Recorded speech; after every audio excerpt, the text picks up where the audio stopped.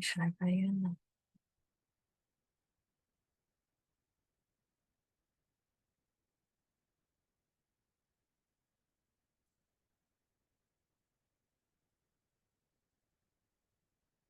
祈请上师佛，观世尽生极一切诸不可思议解脱境界菩萨摄持。但今劫誓愿不作，能现于五欲淤泥真的老相。水真捞月万万年，生生世世追逐了虚无缥缈劳民伤财对立，苦乐无常，颠倒无尽，没意思。感恩上师佛的狮子吼，祈愿一切众生皆能具足因缘和能力，闻师说法，因机习恒依佛智，念念觉悟，事事觉悟，时时觉悟，处处觉悟。誓愿尽未来际遇上师三宝的善因缘，如同真如自性，永恒清净自在，坚固不坏。与诸佛及佛所认可的真如自性，永恒清净自在，坚固不坏。感恩上师佛的慈悲摄受，感恩所有善因缘没有舍弃我。惭愧忏悔，意在一切众生惭愧忏悔，犯病了还不自知的无名愚痴，祈愿一切众生皆能闻师说法，因机醒悟。但坚决誓愿具足因缘和能力，素正如所如说，随教而行。于诸和尚阿舍利所，尚能感恩欢喜的恭敬供养，尊重赞叹，随教而行，出舍巧门，速速教诲。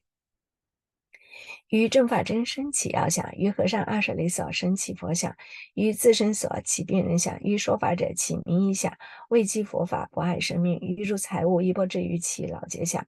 时事一碗法是药，但这个病人坚决誓愿感恩欢喜的增医嘱服药，远程离垢得法眼净，托捏利福，富贵远征，发本名药，摩尼宝珠随一现，逍遥自在为法还。祈请上师佛及一切诸不可思议解脱境界菩萨摄持，誓愿速证于诸妄想如期剃度，观恶言是功德，自责成悟善知识，不因善办起怨亲，何表无生慈忍力，笑骂由人，唾面刺肝，任他怎说，当属我本分。愿此誓愿等真如具足极大的欢喜信心、大因梦精进力，不乱专一的念，固定成自己的一部分，生成智慧，巧妙契合正生根基。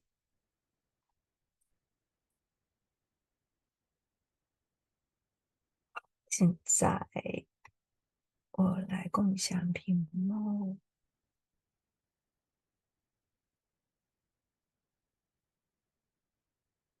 好，现在我们回到这个页面，医学百科这上面，神经性贪食。这神经性贪食是说，它会反复发作而不可抗拒。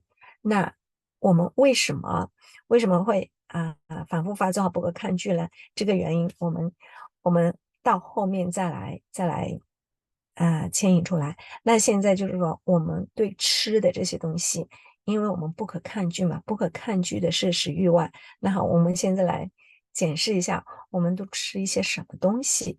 那从大家如果是说大家讲到说外面餐厅做的挺好的嘛，竟然说做的好不好吃，那就是说，吃嘛，是因为它是吃的太好吃了。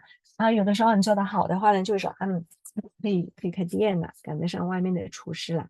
那现在我们看一下，就是从外面一点点返回来看啊，就是说外面的食物它们是一个怎样的情况？我们先来粗略的去浏览过来，先去浏览一下外面的食物是怎样的哈，因为这是大众常吃的就是那种快餐，买得起，我们要吃，先从买得起的开始。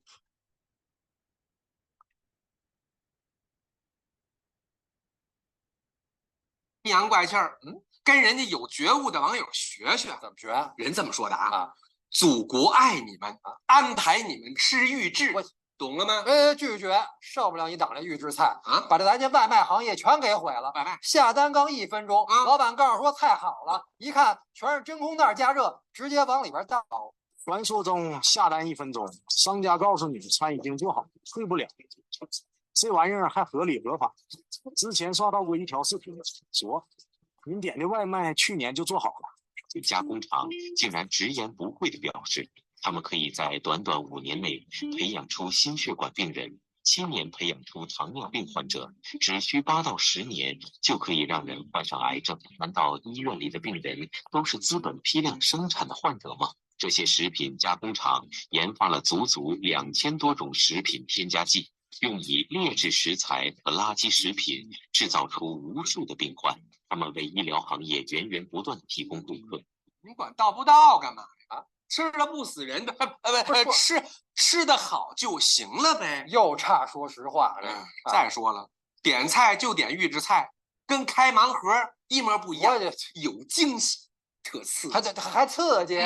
不，你等会儿，前方不会又有这鼠头鸭脖出没吧？没有啊，工业化预制菜这年代了，鼠头鸭脖、鸭眼膜、比目鱼里边那鞋垫那全都 out 了。能别恶心我不就再来一遍？恶心什么呀？越嫌恶心，越得实战锻炼您的心理素质。素质不行。我跟您讲啊，最近网友开了一盲盒，什么呀？惊喜大什么？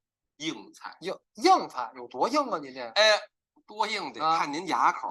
反正啊，报道说了啊，这好，这个里面哈，我们看到的就是说，他说，那这个看研究了多少？这年代了，鼠头鸭脖、鸭眼膜、比目鱼，他们可以在短短5年内培养出心血管病人，7年培养出糖尿病患者，只需8到10年就可以让人患上癌症。难道医院里的病人都是资本批量生产的患者吗？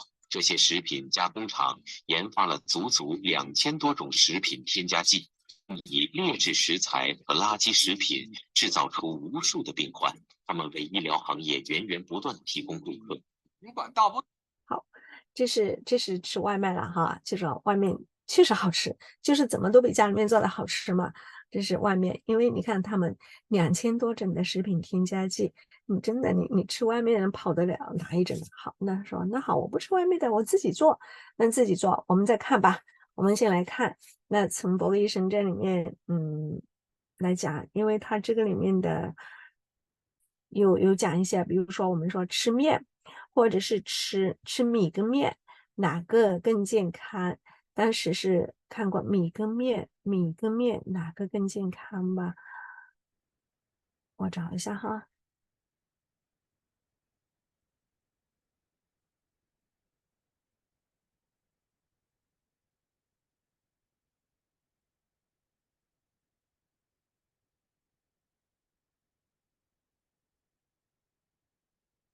那这里，那我们现在先来看一下这个。There's a delicious new way to support your digestive health with Restore, Australia's highest strength probiotic gummies. To support healthy digestion, regularity, and inner goodness, Restore probiotic gummies on sale at Chemist Warehouse. All right, so I had a question from someone that wanted to know, what is healthier, consuming rice or wheat?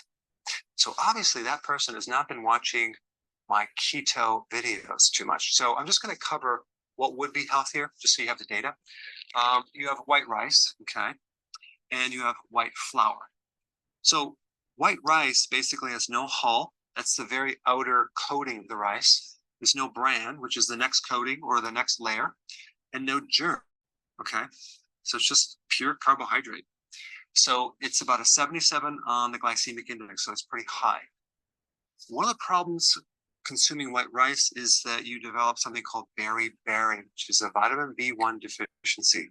Now, when you consume white rice, you deplete more than B1, also some of the other B vitamins, but you really create a B1 deficiency. So beriberi is a neurological disease. It creates all sorts of problems with your nerves, neuritis. So any nerve pain in your body, you want to check a B1 deficiency. So B1 is really important. Also, it's going to create edema and swelling and increased pulse rate, memory problems, all sorts of problems with blood sugars. And I have quite a few videos on vitamin B1 deficiency. And this is why they enrich it, okay, with synthetic B1 and B2 and B3, folic acid and iron. Of course, they take everything out, but they put a little bit back in there. But realize it's just synthetic. But it does prevent beriberi. All right, so now you have brown rice. What is brown rice? It's basically white rice with no hulls, okay? So it has the bran and the germ, so it's less refined.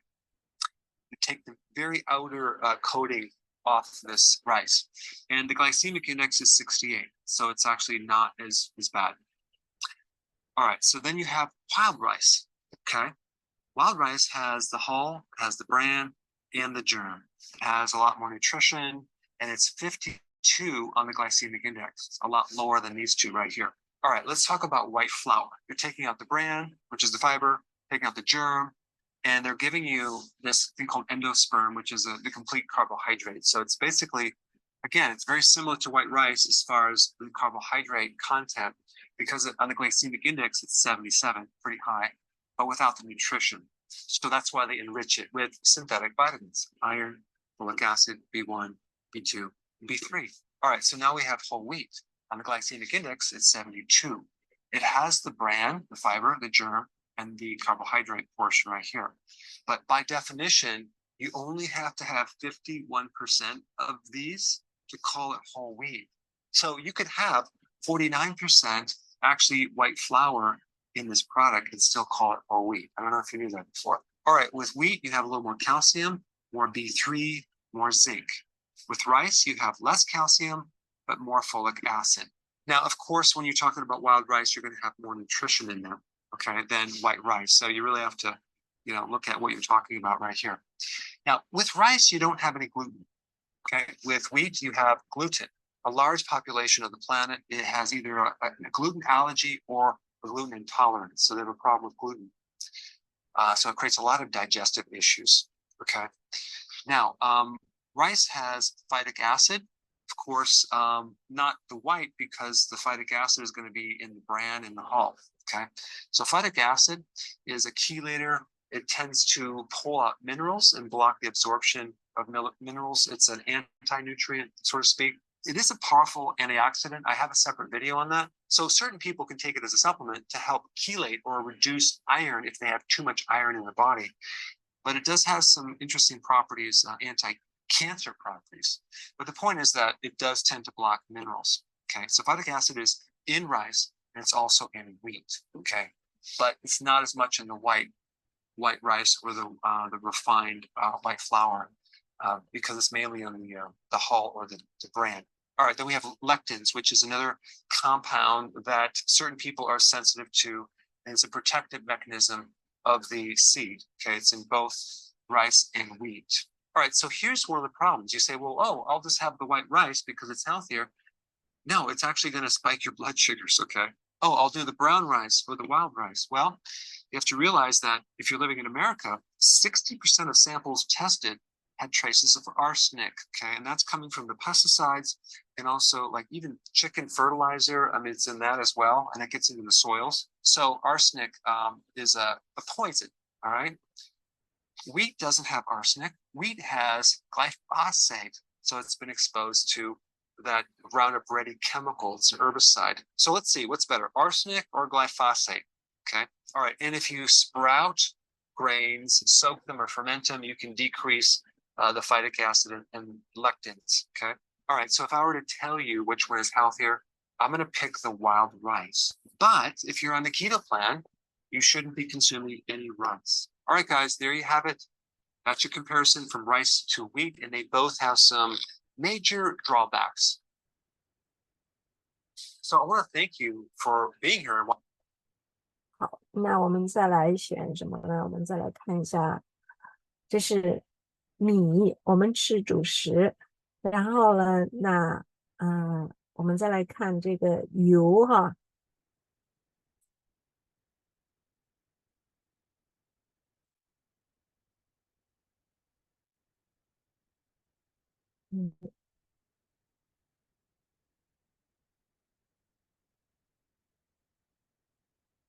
油，整子油。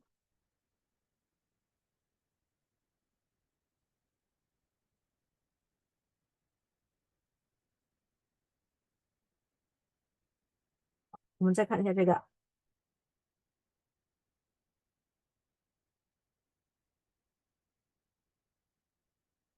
Together, we travel onwards. Not just move around the world, we move the world around us.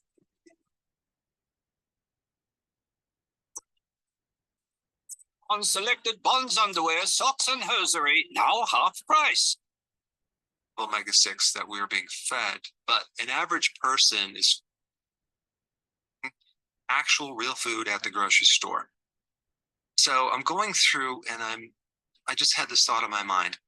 If we were to look at this grocery store from the viewpoint of what percent of all these foods have sugar, okay, pretty high.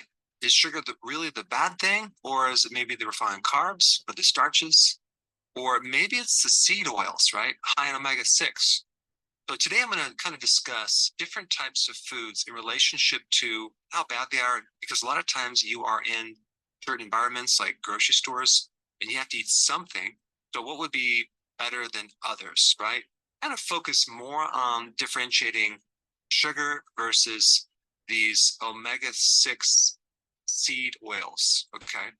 So before I begin, I just want to have you comment down in the section below. What do you think is worse, consuming sugar or seed oils? And I'm talking about the soy oil, the corn oil, the canola, cottonseed oil, safflower, the sunflower oil. I've done a ton of videos on sugar and how bad it is, and it creates diabetes, et cetera, and I've also done quite a few videos on omega-6 fatty acids and the importance of getting your ratios to omega-6 to omega-3. Ideally, I mean, like 1-to-1 would be awesome if you can go for that. On average, we're consuming way too much omega-6 to omega-3 fatty acids. I think it's like we're consuming like 25 times more omega-6 than we should in our diets. Yes, people will say that we need them, they're essential, but we don't need as many, and we definitely don't need the type of omega-6 that we're being fed. But an average person, as far as looking at the ratio of omega-6 to omega-3, like a 15-to-1 ratio. Okay, that's the average person in the US. Now that's very, very conservative. It's probably a lot more, like 30, 40, 50, 60, I don't know, but it's high. It needs to be 1-to-1. These oils, these fats, okay, they're called polyunsaturated fatty acids. They're kind of like building blocks for body tissue, especially structural things in our cell membranes, in our brain. And when we have this imbalance, we get all sorts of problems, especially in the cell membrane. When you consume sugar, and I'm talking about refined sugar, like from candy, added sugars and ice cream and things like that, they also create some bad effects. They don't tend to go lodge into our cells like the oils, but they combine with proteins and they kind of alter the protein, and that's called glycation, which it makes this protein unavailable. That extra sugar doesn't tend to accumulate other than being converted to fat like the omega-6 fatty acids do. So if we just compare one aspect of accumulation in the body, when we take a look at omega-6 or seed oils, industrial seed oils versus sugar, industrial seed oils will accumulate in your tissues. They make up your tissues for a very long time, like 600 days. Okay, so that's the problem. They're not water soluble like sugar is. They tend to accumulate in the tissues. Now, sugar can be burned off. Okay, when you exercise, you can burn off this excess sugar. Now, there's some other points that I want to mention. Do these refined oils deplete you of certain nutrients? They can, especially the fat-soluble nutrients. Okay, but what about the sugar? Does that deplete any nutrients? I'm talking about refined sugar. The answer is a big fat yes, it does. It depletes your B1 big time.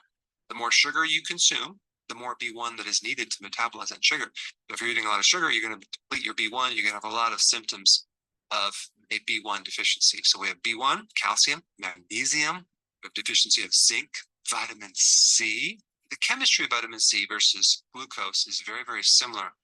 So if you're consuming glucose, sugar, same time with vitamin C, it's going to compete. So the body's going to pull in the sugar and avoid pulling in the vitamin C. And so if a person consumes a lot of sugar, especially through the day, they have a lot of gum problems, right? They're going to start showing signs of kind of a subclinical scurvy, which is you have bleeding gums, fatigue. They brush their teeth and the toothbrush is red because it's destroying the vascularization and making the blood vessels very, very weak, like the connective tissue. That's not happening just in your gums. It's happening throughout the entire body. So refined sugar does deplete vitamins. But what about fruit? Okay. Well, fruit has sugar, but it also has these vitamins. So chances are it's not going to deplete any of these vitamins. So that's a plus point for fruit. So if you were to evaluate the sugar in fruit versus refined sugar, of course, refined sugar is much, much worse. Plus, the complications or the side effects from this refined sugar can be countered or lessened greatly if you have phytonutrients. So this is why fruit is much, much better than refined sugar, because it has all the phytonutrients that can protect you from the complications from diabetes. It's very highly likely that you would ever develop diabetes from consuming fruit. The reason I don't recommend consuming fruit is just that there's too much sugar and it bumps you out of ketosis. But anytime you're eating anything in the whole form, okay, there's protective factors in this whole form, whether it's a starch or a fruit. Now, with these seed oils, wow, you're getting a highly refined, overprocessed part of a seed, which is the oil part, but nothing else. You're not getting the phytonutrients to protect you against the oxidation that oil is going to create on your body, especially with your like LDL. You're going to oxidate your LDL, and that's going to affect the inside of the arteries. It's going to create inflammation. It's going to pull things out of your body. And also, how do you think that they extract this oil from the seed? They use a solvent. It's called hexane. Okay, is it possible that some of that hexane is still in that oil, or does it magically go away? So you take this seed and you turn it into this oil with all these things that you do to it, and then you put it on the shelves as vegetable oil, right? Sounds really healthy, but it's really not. But the amount of this oil in our diet is just tremendous. Hi. You are very beautiful. You must come with quite a dowry.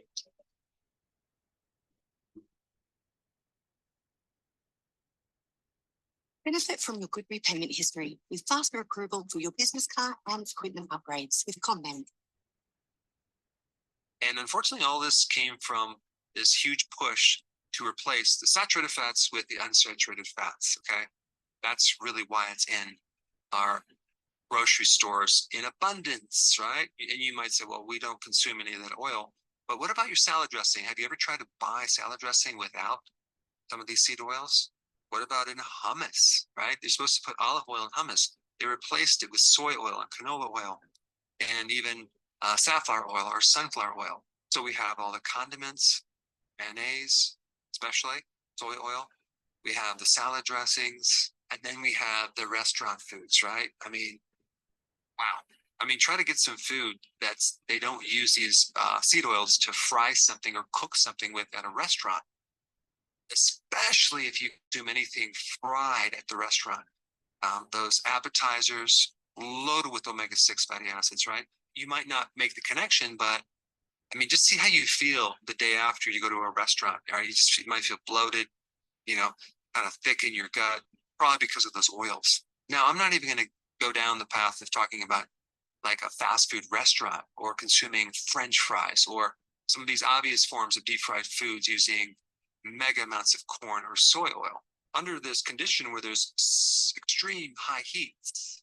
And how many times do they use that same oil over and over and over again? I heard it's like weeks and months before they change the oil. But all of that oil is going to lodge into our membranes.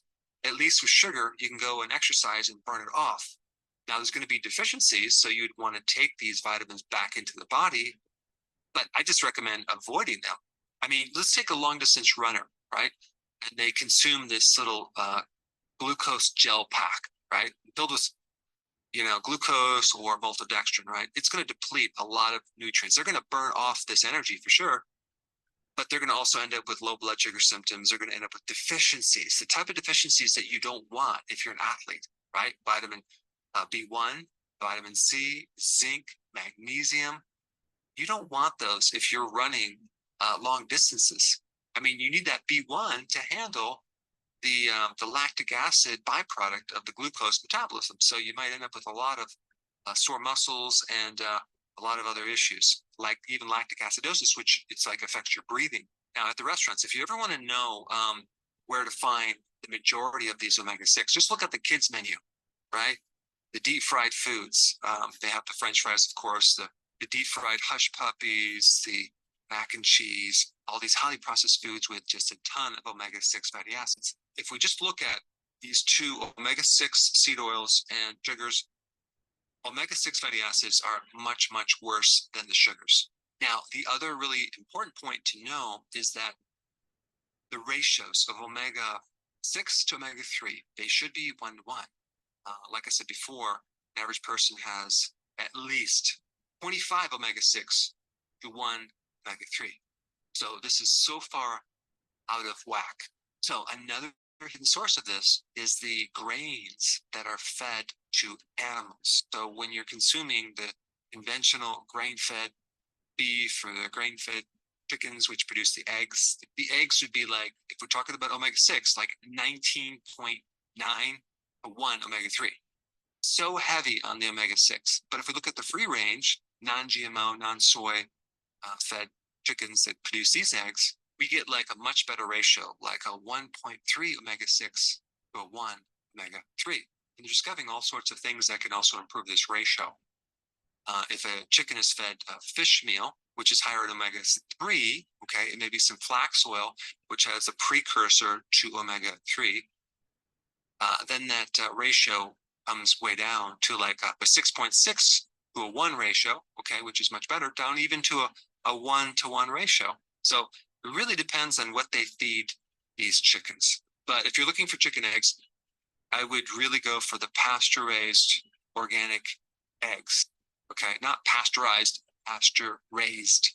And then, of course, you get the beef, right? You have the grain-fed beef versus the grass-fed, grass-finished beef. I've done videos on this and also a study that is quite amazing, showing the difference between beef from a grass-fed or a grain-fed diet. And there is a huge difference. Typically, grain-fed beef is like 9 to 1, 9 omega-6 to 1 omega-3. Okay, whereas grass-fed beef is like 2 to 1. Now, when I submitted my beef from my farm into this study, mine was like closer to like a 1 point. I think it was a 1.1 to 1 ratio. So it's actually even better than most of the other farmers, simply because my cows don't ever get the option to consume any grain at all. Because a lot of times, even though something is grass-fed, they can also be grain finished. There should be more transparency with what you're really getting. And I think going in the future, you're going to see that more and more. Because I want to know, if I'm spending more money for grass-fed, I want to know it's truly grass-fed. Now, what about other things like nuts? Okay, nuts are high in omega-6, but nuts are also high in these phytonutrients that can also balance out all the complications from the omega-6. Versus those refined oils, there's no other anything in there that can counter all that oxidation. So even though nuts are high in omega-6, they're not nearly as bad. So again, we have to look at the whole picture to evaluate levels of how bad a food is versus something else. Now, if we refine that nut into like almond flour, for example, now we've gotten rid of some of these protective factors. So if you take these grains, right, and you turn them into flour, even if they're whole grains, you're still going to oxidize them, expose them to air, and you're going to lose a lot of the nutrients. So even though something is whole grain, okay, less refined, it's still a problem because it's refined. Other key point to these omega-6 fatty acids has to do with the competitive nature between an omega-6 and omega-3 fat. Okay, they do tend to compete.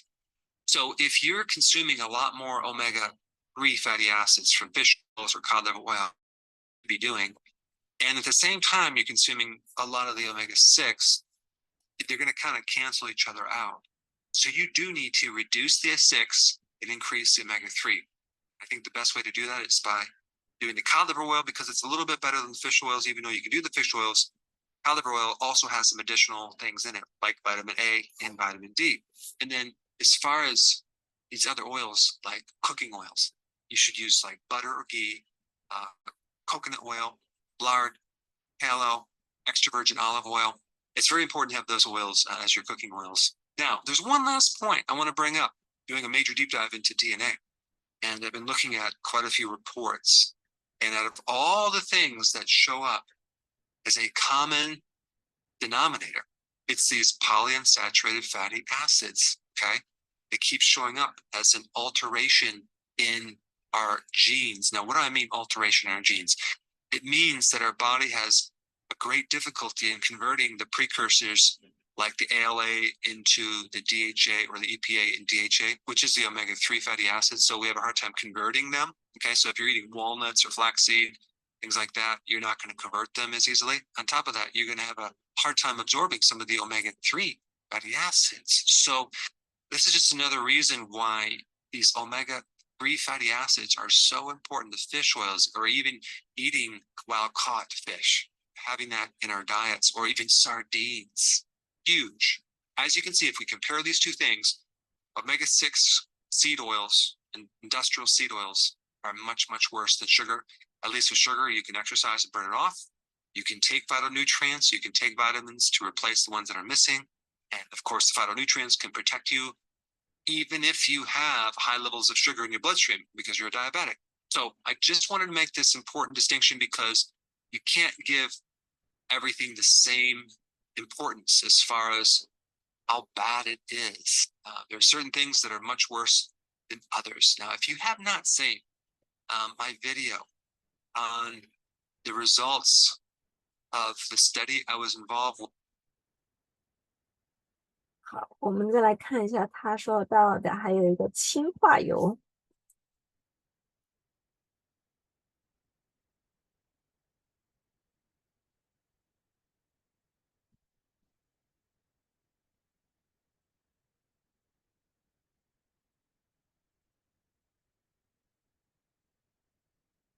Nothing beats for fast, non-drowsy 24-hour action. Available for a great price every day at Chemist Warehouse.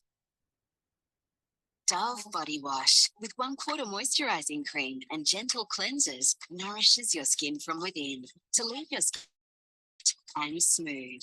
Skin you can lovingly embrace. Choose Dove body wash.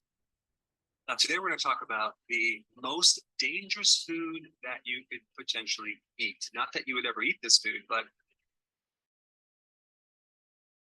I looked at a lot of different factors, which I'm going to discuss. But before I get into it, I'm very curious what you think is the most dangerous food for your health.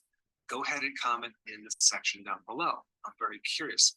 And as I go through this, let's see if you can guess what it is. The first point I want to bring up is that it combines starch and a fat together under high heats, okay? So that's the first thing. So anytime you combine a starch or carb, fat or protein, and you heat it up, you create this very interesting compound called an advanced glycation end product. Now, what is that? Well, that's just a compound that really becomes sticky in your body, and it just locks up all sorts of cells and tissues in the eye, in the brain, in the heart, the kidney, and it makes these tissues not able to function correctly. Now, if you think of your blood sugars, for example, you would get a test done called A1C, which is this, it's glycation of a protein. So basically you're measuring like a 3-month exposure to sugar because the sugar in your blood combines with the protein in your blood. It's called hemoglobin protein.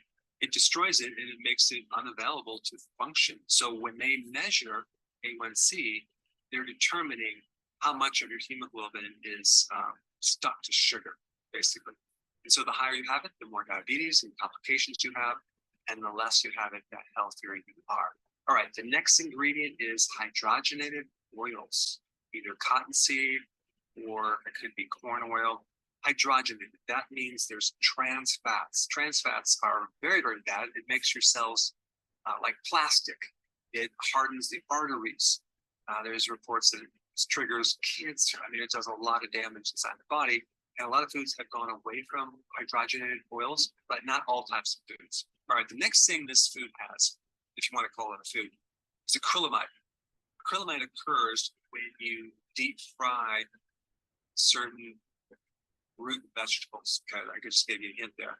Under high heats, you create this neurotoxin called acrylamide. Okay, it's been linked to Alzheimer's because it affects the neurons. All right, the next ingredient is sugar. And in the US, a great majority of the sugar is beet sugar, which is GMO. So we have glyphosate, and then we have sugar. So we know what sugar does. It creates all sorts of issues. I don't need to get into that, but the type of sugar is not even sugar cane. Usually it's going to be either beet sugar or dextrose, or they just might add dextrose. That's a synthetic sugar, okay? Or another type of sugar, which is not even classified as a sugar, called maltodextrin. Now, what's fascinating about maltodextrin is that because they manipulated this carbohydrate to a polysaccharide, which is many sugars, they can classify it as a starch and not a sugar. So when you look at the label, it's not under sugars, it's under carbohydrates. So it makes it seem like it's low sugar, but on the glycemic index, maltodextrin, it is the highest thing on the glycemic index. So when you consume something with maltodextrin, you're consuming something that's really going to raise your blood sugars in a big way and create insulin, hyperinsulinemia. And there's so many complications from high insulin. And maltodextrin is made from either rice, wheat, or corn. All right, I want to come back to this chemical called glyphosate. It's what they use as an herbicide called Roundup Ready, and it's involved in GMO foods. But there are certain foods that they spray a lot of this glyphosate on. And I won't tell you exactly what food it is, you'll have to guess, but they spray it on oats, lentils, soy. Lentils would be like peanuts, beans, wheat, potato, sugar beets, and corn. If you research glyphosate, they say for humans, but it's not very safe for microorganisms. So when they spray in the soil, it kills certain microbes because they also got a patent to classify glyphosate as an antibiotic because it kills microbes. Well, the question is, do we have any microbes in or on our body? And the answer is yes, we do. Do we depend on them? Yes, we do. Is it possible that this glyphosate can alter our microbiome? Of course, you're going to have a lot of biased answers on that, but I think it can. All right, the next ingredient is seed oils, okay? As in corn, canola, cottonseed, soy, peanut, or safflower, or sunflower. And they might use different combinations of these oils, but they use them in very high heats. And usually if you buy this food in a restaurant, they're frying this food in this oil multiple times, if not weeks to months. So the more that you use this oil and you deep fry something over and over, you create incredible oxidation, which means it's very, very inflammatory. It's giving you a lot of advanced glycation end products, which is clocking everything up. It's giving you trans fats. It's giving you a lot of sugar and high levels of insulin. It's giving you glyphosate, which can affect the digestive system in a big way. And it usually comes with ketchup. Can you guess what it is? Itchy skin won't win. Get fast, powerful 24-hour relief with Zyrtec. From nature to you, introducing Botanica's first sulfur-free automatic spray, with fragrances infused with responsibly sourced natural ingredients to keep your home fresh 24/7. Botanica, inspired by nature. It is French fries. Well, the good thing about ketchup is that it's just another vegetable, right? I think, if I'm not mistaken, it is classified or counted as a vegetable, but ketchup is basically high fructose corn syrup. There's so much sugar in it. High fructose corn syrup is going to go to the liver and it's going to create fatty liver. Okay? It's going to then create insulin resistance. Other than that, perfectly healthy. They also add additional sugar as corn syrup. So I don't know why they have to add corn syrup on top of high fructose corn syrup. I don't understand that. But they also add modified corn starch. Okay. Another thing that can raise your blood sugars. Also, modified corn starch usually is MSG, a flavor enhancer to make the food taste better than it really is, which, by the way, again, increases insulin. And they use modified cornstarch to enhance mouthfeel, to give a food texture. That's why they're using it. They're not using it as sweet. And then, of course, in ketchup, they have the soy oil, which is not only estrogenic, but it's an oil that has hexane. So we have this product, a French fry, that has advanced glycation products, trans fats, tons of not just regular sugar, but sugar that can really jack up your blood sugars. We have a product that's loaded with glyphosate that we don't even know all the side effects that that's going to create over time. We have a product that's been deep fried in oil that who knows how long that oil's been sitting there. So we have this potato starch that acts as a sponge that just soaks up all this omega-6 fatty acid, which is highly inflammatory. And then, of course, we sprinkle a little salt on it, right? Maybe not sea salt, just regular sodium chloride, which usually has aluminum. And of course, because of the heating process, there's acrylamide.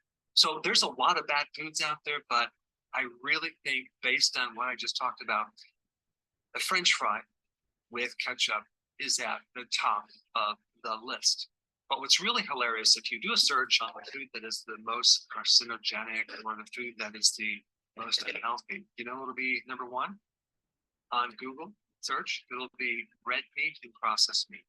That's what they're saying is the most unhealthy, which is so far from the actual truth, because there are so many other foods that are incredibly unhealthy for you. Now, of course, no one just has the French fries. They usually have a hamburger with bun, with additional things. And then you have the liquid candy, soda with that, which is more high fructose corn syrup.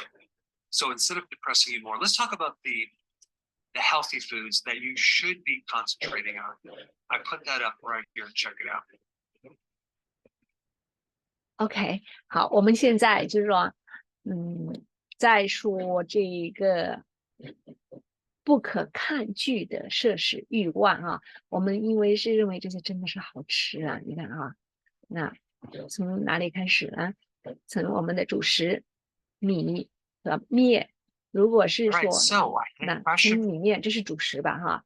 那从这个米面里面，我们衍生出来很多嘛，比如说面粉做的东西，不管是做面条也好，做包子也好，做饺子也好，做面包也好，然后做蛋糕也好，你看哪个里面少得了面粉呢？然后米饭也是啊，我们做米饭，我们除了我们就是你看啊，它白米、糙米还有盐米，我们还有糯米呢。然后这些米饭的话，我们也可以做成很多的呀。我们也可以做用米做的，就是反正就是米也可以做成粉，也可以做成那种米糕，反正就是它的原材料，不管你怎么样变，它的那一个原材料是不是还是米啊？然后你面，不管你怎么变，它的原材料是不是还是面啊？所以这里我们就看，就是主食这一块，不管你怎么变，不管你是用那个油炸的，还是说我不用油，我蒸的，就是我清蒸的，你看多健康啦！就是像那个馒头啊，然后包子啊，然后那这样子啊，我不接触油，但是它的那个是不是还是面呢？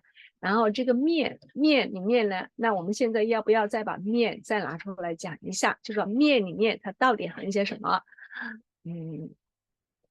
再看这个，然后油。那好，我们在做面食的时候，如果是说你做那个蛋糕，或者是做那个面包，特别做面包，那不加油跟加油做出来的是怎样的一个口感？然后这个油，这里讲到这种油，这种油的话，我们做菜少不少得了油？我们的菜如果是没有油，能不能出来菜？然后特别是中国菜啊，中国菜少不了油啊。然后好，那后面就讲到。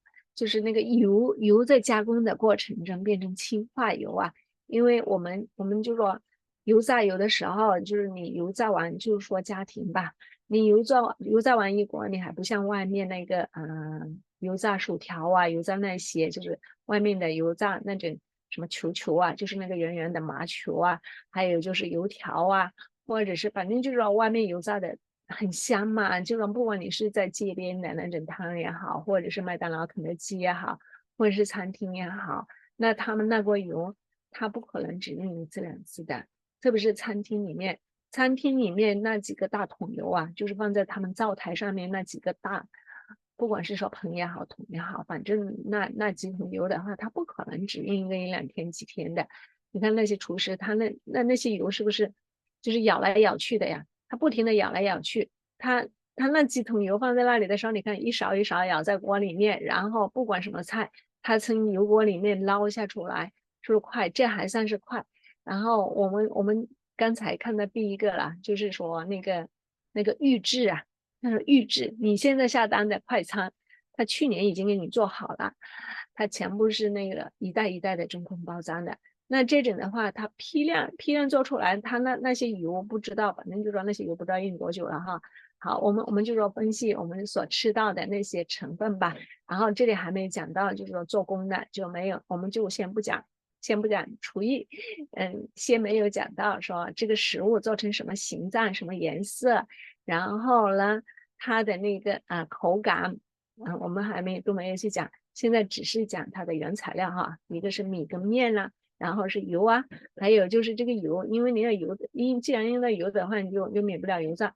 这个油里面的那个油炸完以后那个氢化，然后油啊糖呢，还有一个盐没有讲到，还有一些调味料没有讲到。然后呢，那我们就是去检测我们所谓的好吃的这些东西的那个原材料。然后我们现在来看一下那个面粉，我们再来看一下它面粉。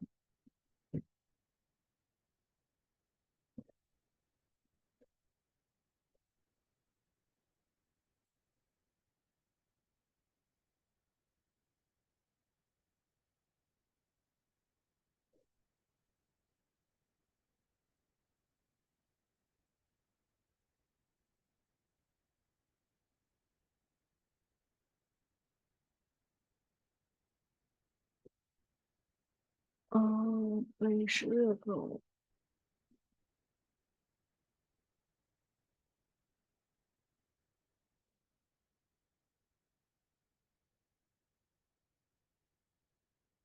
看这个还是看这个？看看正式的内容。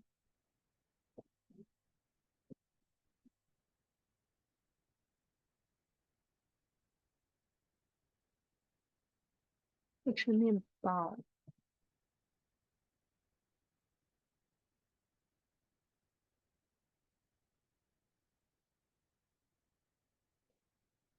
好，这个。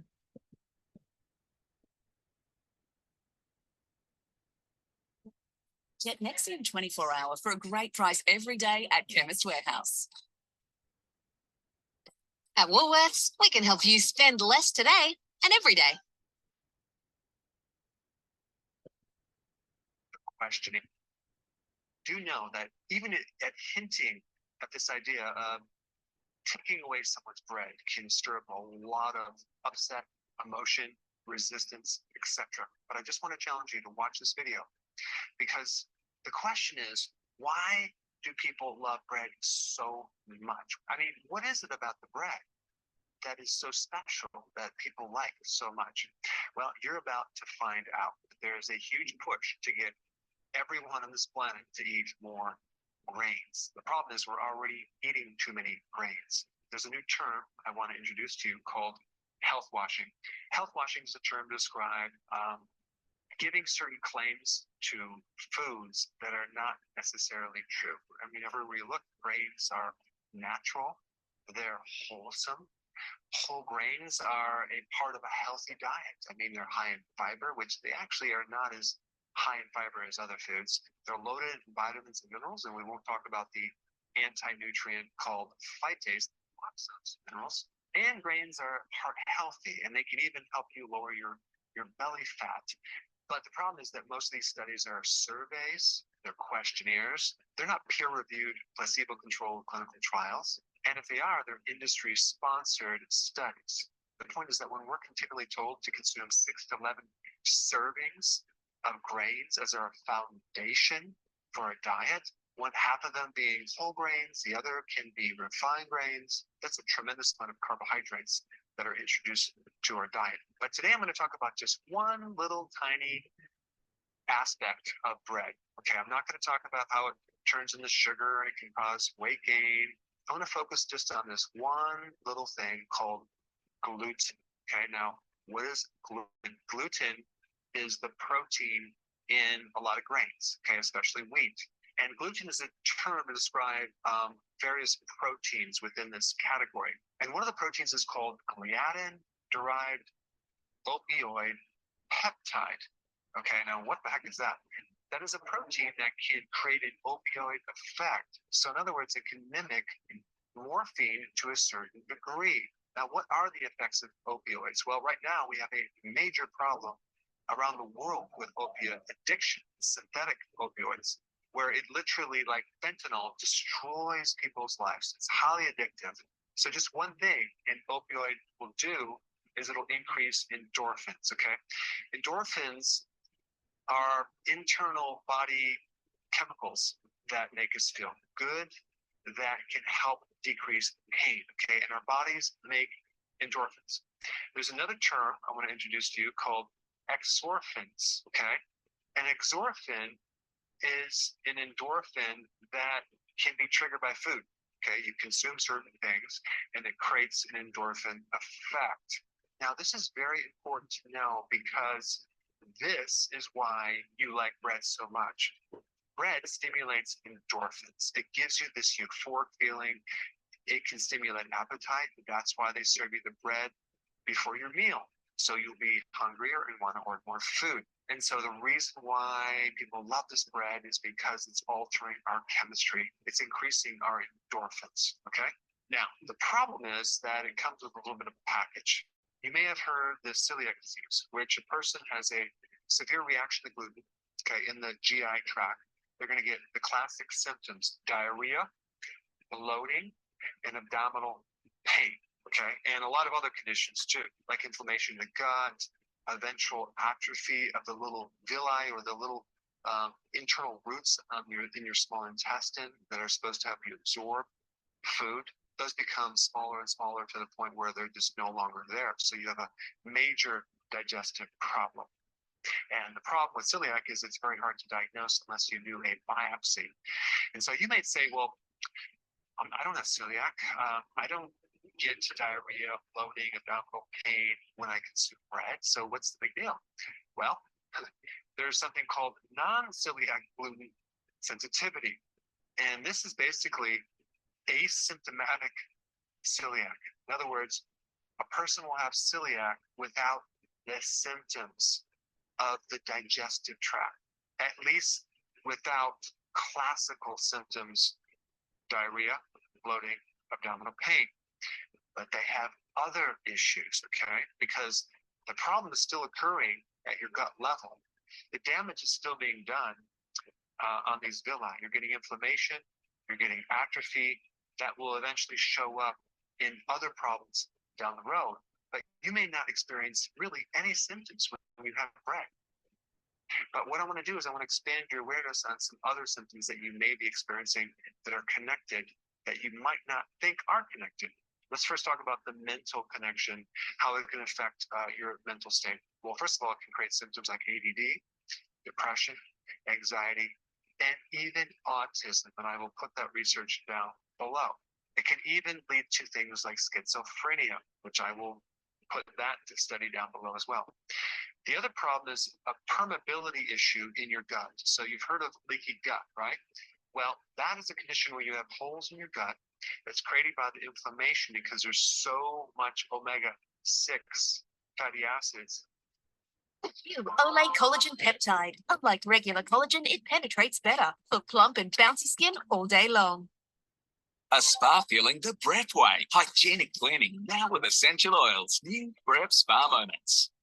In bread and grains, like if we were going to compare omega-3 to omega-6, it's like 1 to 22. So in other words, there's 22 times more omega-6 fatty acids than there is omega-3. So there's a lot of inflammation going on, which is going to create holes or permeability issues in your lower gut. And when you have holes, you allow proteins to go through and you create all sorts of immune reactions. And then you create allergies and eventually autoimmune problems, especially of the thyroid, like in Hashimoto's. And then another one is psoriasis, okay, which is an autoimmune condition. So we get damage to our intestine, and then we start getting malabsorption. We no longer absorb certain things. And that leads to vitamin and mineral deficiencies and a whole cascade of additional problems, which I'm not going to get into. Another common symptom is insomnia, which leads to fatigue. You may have brain fog. You may also become anemic because you can't absorb iron. And it can lead to digestive problems like GERD, which is a severe acid reflux, and headaches and migraines, and the list goes on and on and on. Now, sometimes when people live in America, they consume like a pizza, for example, and they feel very bloated, but then that bloating goes away. And maybe they go on a trip overseas. Maybe they go to Italy and they eat a pizza, but they don't react. And they're wondering, why can I eat grains in certain countries, but I cannot consume them in other countries like America?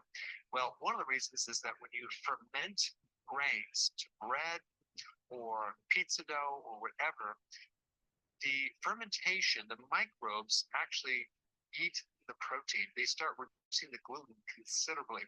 So, for example, sourdough bread has a lot less gluten as other breads, and this is why they might not experience the bloating. And so in America, the way they make bread is they don't ferment it for 2 or 3 days. They maybe ferment it for like an hour or so, and so we retain the gluten.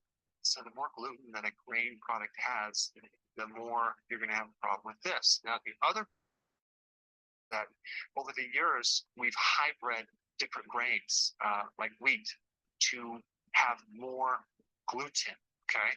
And this is one additional problem. And then there's also additional problems too when you enrich or fortify these flour products, especially bread, with synthetic vitamins and iron. A lot of people react to that as well. Now, the point I'm trying to make is that I'm just taking one aspect of grains, and that's gluten. But there's a lot of other additional problems as well.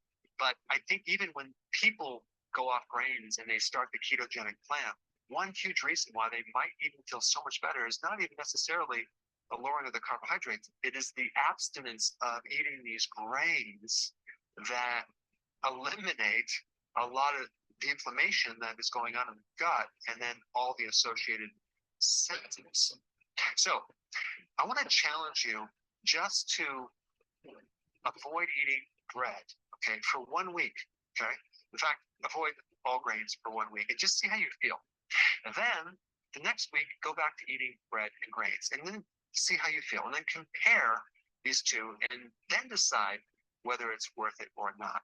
Now, if you have not seen my video on sugar and how that affects the red blood cell, that's a real interesting video. I'm going to put that. 今天时间差不多了，你看哈，我们从这里说不可抗拒的摄食欲望嘛，有的时候是说实在是太好吃了，做的太好吃了。那好，我们看看太好吃的食品是因什么做出来的？也就是米和面粉，然后油、糖、调味料，那这都是少不了的嘛。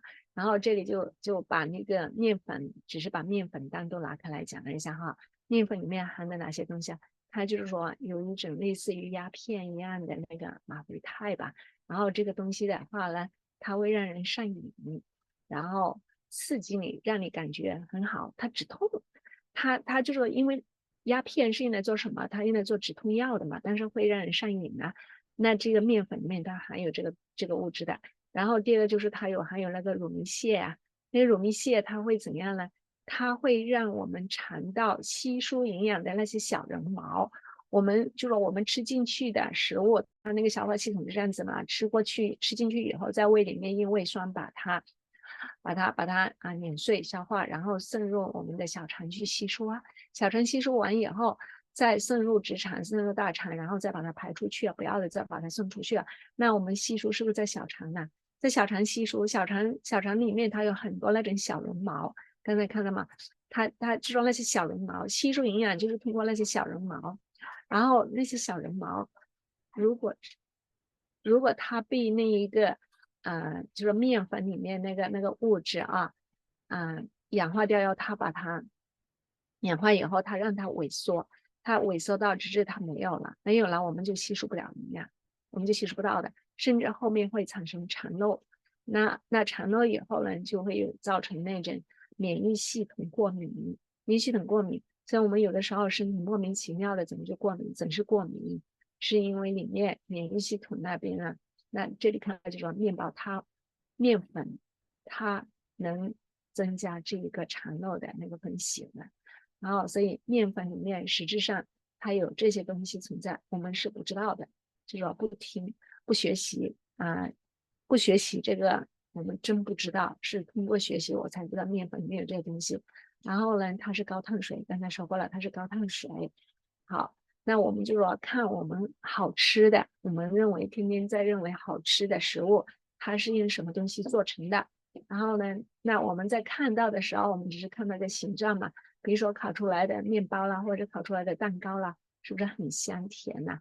那如果是那个蛋糕做的可漂亮了，那个颜色啦、形状了，是不是看到你就要往嘴边内塞呀？那这些都是我们自己就是说心生的一个食嘛，认为好的东西就要吃了它。好，那我们今天时间也就到这里了啊。那做这些的时候少不了油，刚才说到了少不了油，你所有的那些添加剂、调味料，然后那些里面都是少不了油，而那些油的话，那多数都是用整脂油，添加的都是整脂油，而那些整脂油的话，里面的欧米伽6非常非常的高啊。然后那我们就说我们去检测，就像我跟你说到的，我们不说它的好坏，我们只是检测一下我们所吃的，我们认为坚定的认为好吃的这些东西，它里面都含有哪些成分，然后我们自己去做判断的，自己去做选择啦。今天时间到，那明天我们再继续。我们现在就是说客观的去看待这些东西。